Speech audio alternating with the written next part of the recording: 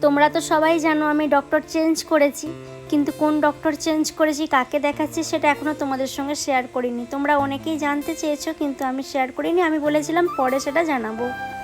গত শুক্রবার গিয়েছিলাম চেক আপ করানো হয়ে গেছে। উনি কিছু ব্লাড টেস্ট দিয়েছেন, সাথে লাস্ট ইউএসজিটা দিয়েছেন, যেটা আমি খুব শীঘ্রই করাতে চলেছি।